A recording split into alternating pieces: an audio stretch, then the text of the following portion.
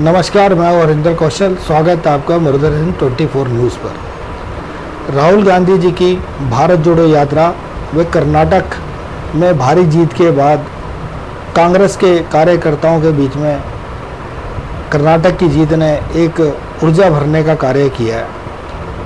अगर बात करें कार्यकर्ताओं की, तो इस समय कार्यकर्ता बहुत ही ज़्यादा उत्साहित हैं और उनको लग रहा है कि जो आने वाला समय है, जिसके बीच में कुछ एक राज्यों के बीच में विधानसभा चुनाव होने हैं, जैसे मध्य प्रदेश, राजस्थान, हरियाणा, वो इतने ज़्यादा उत्साहित हैं कि उनका कहना है कि कांग्रेस इन तीनों प्रदेशों के बीच में भी अपनी सरकार बनाएगी। जैसे कि मध्य प्रदेश में भारतीय जनता पार्टी की सरकार है, हरियाणा में भी भारतीय जनता पार्टी की सरकार है और राजस्थान के बीच में कांग्रेस की सरकार है। निर्भर करता है कि प्रदेश में सरकारों ने कितना जनहित का काम किया है, कितना विकास के कार्य किए हैं और जनता उनसे कितनी खुश है। आज हमारे साथ एक कांग्रेस के बड़े नेता ब्यावर में मौजूद हैं।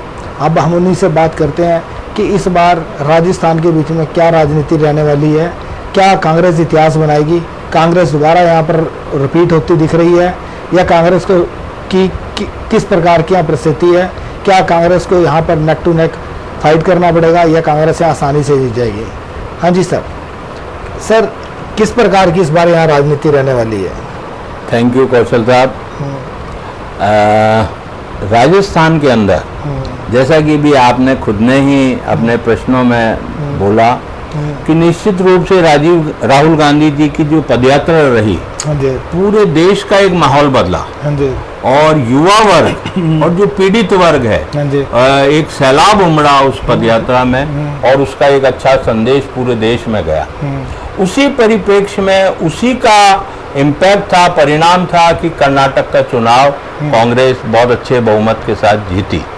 कर्नाटक के चुनाव के बाद पूरे देश में कार्यकर्ताओं में, युवाओं में एक अलग संदेश गया और उसी के तहत आज कांग्रेस का कार्यकर्ता पूरे देश में उत्साहित है, प्रोत्साहित है और जोश और जुनून के साथ कांग्रेस के लिए काम कर रहा है। अब आपने जो ये 4 राज्यों में चुनाव की बात की, मध्य प्रदेश, राजस्थान, छत्तीसगढ़, तेलंगाना, हरियाणा, तो यहाँ भी मैं पूर्ण विश्वास के साथ आपको कह सकता हूँ कि कांग्रेस की सरकारें बनेंगी, निश्चित रूप से बनेंगी। राजस्थान के अंदर आपने देखा होगा, आप भी एक सीनियर जर्नलिस्ट हैं, आप दिल्ली में बैठकर पूरा आकलन करते हैं कि राजस्थान आज देश के प्रथम राज्यों में अपना स्थान रखता है। कोरोना काल से आपको बताऊं, कोरोना में जब केंद्रीय सरकार फेल हो गई, ऑक्सीजन की कमी थी, रेमडेसिविर इंजेक्शन, दवाइयाँ और लोग बाग मर रहे थे, तब भी केंद्र के नेताओं को वेस्ट बंगाल के चुनाव दिख रहे थे। सारे के सारे प्रधानमंत्री, मंत्री, मुख्यमंत्री सब वेस्ट बंगाल में पड़े हुए थे। देश के जनता की इनको चिंता नहीं थी। तब भी आपने देखा होगा कि राजस्थान सरकार प्रथम थी और राजस्थान के भीलवाड़ा मॉडल को पूरे देश ने माना और देश के प्रधानमंत्री नरेंद्र मोदी जी ने भी उस टाइम में अशोक गहलोत साहब की प्रशंसा की थी, तारीफ की थी कोरोना सीजन। उसके बाद जो भी बजट आए, उन सब बजट में अशोक गहलोत जी ने विकासोन्मुख बजट प्रस्तुत किए, जिससे जनता को कैसे लाभ मिल सके और उनकी क्रियान्विति हो। आप थोड़ा सा हमें बताएंगे कि क्या क्या कार्य ऐसे हुए जिससे कि आपको लगता है कि जनता को जो है सीधा लाभ पहुंचा? देखो साहब, एक चिरंजीवी योजना लागू की है अशोक गहलोत साहब ने। निःशुल्क स्वास्थ्य, मतलब को किसी प्रकार की भी किसी भी व्यक्ति को अगर कभी कोई बीमारी होती है, गंभीर बीमारी होती है, पहले इसकी सीमा थी 5 लाख रुपए मात्र, फिर 10 लाख की, अब इस बजट में 25 लाख कर दी। अच्छा। और न सिर्फ 25 लाख की, सरकारी कर्मचारियों के लिए ओपीएस लागू किया, विधवाओं के लिए, गरीबों के लिए, जरूरतमंद लोगों के लिए, छात्रों के लिए पेंशन योजना लागू की।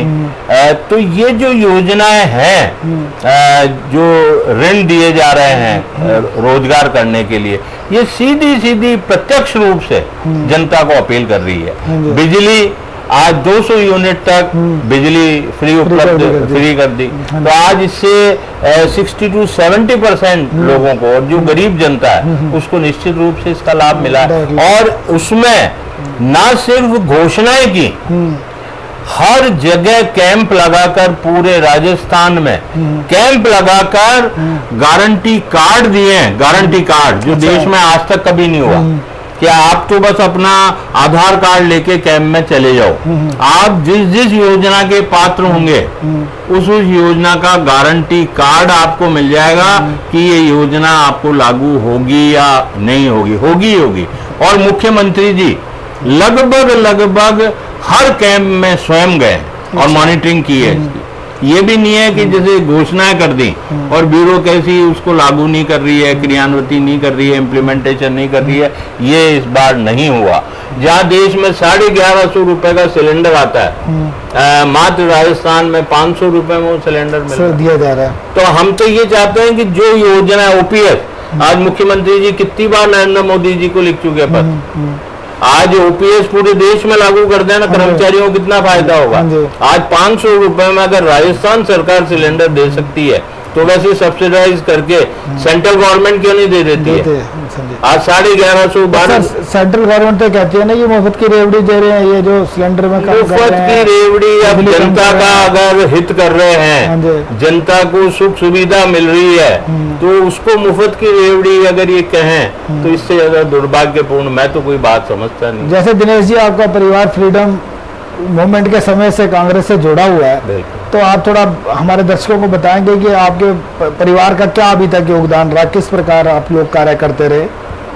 देखो सर, फ्रीडम मूवमेंट में आज ये जो बात करते हैं, फ्रीडम मूवमेंट में कौन सी पार्टी थी?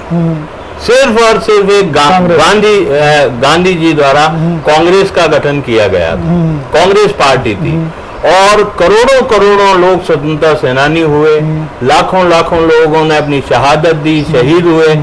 और आज मैं फख्र के साथ, गर्व के साथ, गौरव के साथ ये कह सकता हूँ कि मैं भी उसी परिवार से हूँ कि मेरे दादाजी एक बहुत ही ख्याति प्राप्त, विख्यात स्वतंत्रता सेनानी थे जो 4 बार जेल गए। आज मेरी रगों में भी उन्हीं का खून, एक स्वतंत्रता सेनानी का खून है। तो आज हम राष्ट्रवाद की बात करते हैं, और ये जो राष्ट्रवाद की बात करते हैं, ये छदम राष्ट्रवाद की बात करते हैं। इनका कोई राष्ट्रवाद नहीं है। आज मैं मोदी जी से पूछूं, शाह साहब से पूछूं, केंद्र सरकार से पूछूं कि आप विकास के काम बताओ ना, कि आपने विकास के नाम पर क्या किया। ये राजनीति करते हैं मात्र धर्म के नाम पर, भाई को भाई से लड़ाना, हिंदू मुसलमान कर देना, ईसाइयों को अलग कर देना, सिखों को अलग कर देना, इनका ये रामबाण बना लिया इन्होंने। लेकिन इस बार आपको लगता है कि जैसे ये हिंदू और मुस्लिम का जो कार्ड खेल रहे थे, हिंदू राष्ट्रवाद का कार्ड खेल रहे थे, क्या चलेगा कर्नाटक में? साहब बिल्कुल, ये आपने खुद ही जवाब दे दिया अपनी बात का। कर्नाटक में चला गया। अब ये 4 राज्यों के जो चुनाव हो रहे हैं, ये 4 राज्यों का चुनाव सेमीफाइनल है एक तरह से। 24 के पहले ये सेमीफाइनल मानता हूँ, 24 का लोकसभा चुनाव फाइनल है। तो इस सेमीफाइनल में पता लग जाएगा, वही टीम फाइनल में एंटर करेगी जो सेमीफाइनल जीतेगी। क्या कारण है कि जो हमारे प्रधानमंत्री हैं या अमित शाह जी जो गृह मंत्री हैं, आप देख सकते हैं कि जो मणिपुर है पिछले 2 महीने से चल रहा है, उसके बीच में भी पीछे कुछ वीडियो वायरल हुई जहाँ के महिलाओं के साथ भी बहुत एक दुर्व्यवहार हुआ, उनको नंगे अवस्था के बीच में वहाँ घुमाया गया। तो क्या कहना चाहते हैं आपकी, वहाँ पे तो बीजेपी की सरकार है, क्यों नहीं उस पर कोई कंट्रोल कर पा रहे हैं? इससे ज्यादा दुर्भाग्यपूर्ण बात और देश में हो क्या सकती है साहब? मैं मणिपुर सरकार को बर्खास्त करने की बात नहीं करता, अगर इनमें जरा बहुत भी शर्म और हया है तो प्रधानमंत्री जी जो कल कह रहे थे कि मैं पीड़ित हूँ और क्रोधित हूँ और ये हूँ और वो हूँ, राष्ट्रवाद की बातें करते हैं, उनको स्वयं को त्याग पत्र देना चाहिए इस घटना के बाद। आज पूरा देश, पूर्वोत्तर राज्य, मणिपुर की बात नहीं, पूर्वोत्तर पूरा चल रहा है। आज ये 56 इंच का सीना और ये चौड़ा करते हैं, आज वो चाइना बैठा सीमाओं पर कब्जे किए जा रहा है। पूर्वोत्तर राज्यों का ये जो भी डेवलपमेंट है, ये चाइना के प्रोटेक्शन से है। अच्छा। तो क्या कर रहे हैं? तुरंत प्रभाव से इनको आज 2 महीने हो गए। 2 महीने में नरेंद्र मोदी जी के पास इतना समय भी नहीं है कि वो मणिपुर जाते, जैसे या मणिपुर की जनता को कोई एक शांति की अपील तक उन्होंने जारी नहीं की। आज वो मन की बात और ये बात और वो जब राहुल गांधी जी वहां गए तो उनको पब्लिक में जाने नहीं दिया। ये इससे ज्यादा शर्मनाक शेमफुल बात और क्या हो सकती है साहब। एक देश का प्रधानमंत्री, उनको जाना चाहिए, देश के गृह मंत्री को वहां जाना चाहिए, देश के रक्षा मंत्री को वहां जाना चाहिए। आज चाइना कब्जे किए जा रहा है, सीमाओं में घुसता जा रहा है, और ये दिल्ली में बैठ के और बस भाई को भाई से लड़ा, धर्म के, इनको पता है। लेकिन इनका ये फैक्टर इस बात जनता समझ चुकी है कि ये धर्म के नाम पर जो राजनीति करता है, विकास ये विनाश कर रहे हैं देश का, विकास नहीं कर रहे। दिनेश जी, मैं एक क्वेश्चन आपसे और करूंगा कि जैसे कि राजनीति चल रही है, जगह जगह पर जो लोगों के द्वारा नॉमिनेट सरकारें हैं उनको तोड़ा जा रहा है, ईडी का, सीबीआई का, मतलब कि डर दिखाकर उनको जो नेता हैं उनको तोड़ा जा रहा है, सरकारों को गिराया जा रहा है। इस प्रकार की राजनीति के बारे में आप क्या कहना चाहेंगे? देख लो ना साहब, आज जहां भी गवर्नमेंट है, ये सीबीआई, ईडी, जो कि एक स्वतंत्र संस्था है, वो आज एक शिकंजे में ले रखी है सेंट्रल गवर्नमेंट ने। आज चुनाव आयोग एक इंडिपेंडेंट बॉडी है। चुनाव आयोग, ईडी, सीबीआई, सीआईडी, सब ये इनके उससे चल रही हैं। जिनको तंग परेशान करना हो, सरकारें गिरानी हो, ये चापे डलवा देते हैं और भयभीत कर देते हैं, तोड़ देते हैं। कितनी सरकारें इन्होंने तोड़ी, कम से कम 12 सरकार आज तक, एमपी सरकार गई, कोरोना काल चल रहा है और वहां की एक दिन पहले सरकार गिरा रहे हैं। इनको सरकार की चिंता है, देश की जनता की चिंता नहीं। जैसे कि बात की जाती है कि भारतीय जनता पार्टी का परचम लहरा रहा है, तो हमारे देश के बीच 29 राज्य हैं, 29 राज्यों में से सिर्फ 10 जगह भी बीजेपी की सरकार है, बाकी तो नहीं। 10 जगह भी सरकार है साहब, कोरिलेशन से है। वहाँ बीजेपी की क्या स्थिति है, बीजेपी की कितनी सीट्स हैं, तो ये भी तो आप आकलन करो। तो इस बार क्या आप कहेंगे कि 2024 का जो चुनाव होगा बिल्कुल सफाया होगा साहब, बिल्कुल सफाया होगा। आज भी ये 29-30% पर राज कर रहे हैं, विपक्ष एकजुट हो रहा है और होगा, क्योंकि इनकी जो पराकाष्ठा है, इन्होंने लोकतंत्र की बिल्कुल धज्जियां उड़ा दी। आज देश का संविधान, डॉक्टर भीमराव अंबेडकर ने जो संविधान बनाया, उस संविधान की धज्जियां उड़ा रहे हैं, लोकतंत्र की हत्या कर रहे हैं। आज हर कौन सी ऐसी विपक्षी दल है, कौन सी ऐसी पार्टी है जिसके नेताओं के छापे नहीं डलवा रहे, ईडी, सीबीआई? और वो तो सर, जो अगर हम सेंटर की बात करें, नहीं सर, पहले भी होता था, सरकारें दूसरों की रहती थी, वही मैं कह रहा हूं कि 9% जो छापे पड़े हैं वो विपक्ष पे पड़े, विपक्ष पर।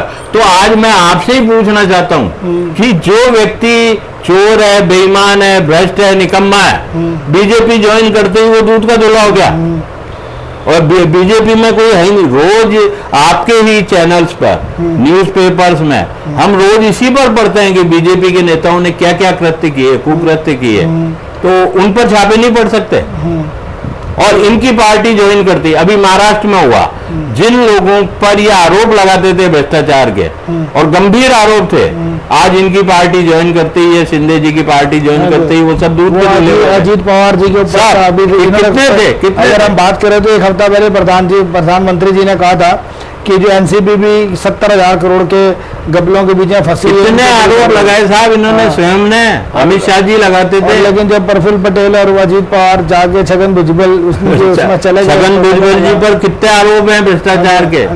आज कर्नाटक में येदियुरप्पा जी पर कितने पराकाष्ठा कर दी उन्होंने भ्रष्टाचार की। दिनेश जी, आपका ये कहना है कि जैसे अभी 2024 के बीच में लोकसभा चुनाव हो गए, तो जैसे कि इन्होंने एक इंडिया गठबंधन बनाया विपक्ष ने, जिसके बीच में 30 पार्टियां जुड़ी हैं आकर, और मायावती ने जो कहा है कि वो ना तो एनडीए की तरफ आएंगी ना वो इंडिया की तरफ आएंगी, तो जो दलित वोट है वो कहाँ जाएगा? ऐसा नहीं है साहब, आप देखें कि समय के अनुसार काशीराम जी का जमाना अलग था, दलित वोट बैंक, चाहे यूपी हो, चाहे बिहार हो, चाहे देश में भी, मध्य प्रदेश, राजस्थान में भी दलित वोट बैंक थोड़ा बहुत इनकी तरफ झुकाव था। फिर मायावती जी आई और तो थोड़ा कम हुआ। अब मायावती जी के बाद में अब ऐसी स्थिति नहीं है, कोई भी पार्टी ये नहीं कह सकती कि हम अमुक वर्ग के या अमुक जाति के हम ठेकेदार हो गए। सर जैसे जो मल्लिकार्जुन खड़गे अभी दलित सबसे बड़े नेता हैं देश के, तो क्या उनका कांग्रेस अध्यक्ष बनने के बाद क्या दलित वोट बैंक जो है वो कांग्रेस की तरफ ट्रांसफर होगा? निश्चित रूप से फर्क पड़ेगा। हाँ जी। ट्रांसफर मैं ये नहीं कह रहा हूँ कि पूरा ही ट्रांसफर हो जाएगा, लेकिन निश्चित रूप से सर्टेन परसेंटेज एक वो फर्क तो पड़ेगा, बहुत फर्क पड़ेगा। तो मैं तो आपको नटशेल में संक्षिप्त में एक बात कह सकता हूँ साहब कि इन लोगों ने जो कुकृत्य किए, मैं धार्मिक आदमी हूँ, रिलीजियस आदमी हूँ, वेस्ट बंगाल में जब चुनाव हो रहे थे पूरा इनका मीडिया, गोदी मीडिया जिसको हम कहते हैं, संपूर्ण मीडिया वेस्ट बंगाल में बीजेपी की सरकार बता रहा था। लेकिन जिस तरीके से कोरोना में लोग मर रहे थे तब मैं सबको कहता था कि मैं गॉड फियरिंग आदमी हूँ, भगवान इनको देखेगा और वेस्ट बंगाल में इनकी सरकार नहीं बनेगी। तो देश के अंदर जिस तरीके से अभी ये कार्य कर रहे हैं, रिवेंजफुल एटीट्यूड, बदला लेने की भावना से, उसमें जनता का इनको कोई लेना देना नहीं है। और धर्म के नाम पर अगर ये राजनीति करेंगे तो आज एक बात बताऊं साहब, अपने मौलाना साहब, मौलवी साहब, पादरी साहब, साधु संत, ये क्या करेंगे देश में?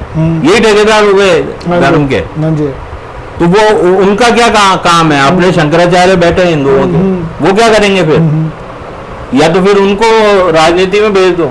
आप लोग धर्म, वो तो सर हो ही रहा है कि जितने साधु संत थे आप वो देख लो राजनीति के बीच में जा रहे हैं, राजनीति कर रहे हैं। हाँ, तो ये कोई अच्छा संदेश तो ही ना देश के लिए। आज उनका काम धर्म का प्रचार प्रसार करना है। हाँ जी। उनका राजनीति से कोई लेना देना नहीं, वो धर्म का प्रचार प्रसार करे। अब उन लोगों को इन्वॉल्व कर रहे हैं, धर्म के नाम पर मात्र इस देश को तोड़ना चाहते हैं, जो देश के लिए बिल्कुल भी उपयुक्त नहीं है। और इनका अब देश की जनता जान चुकी है, इनका भंडाफोड़ हो चुका है।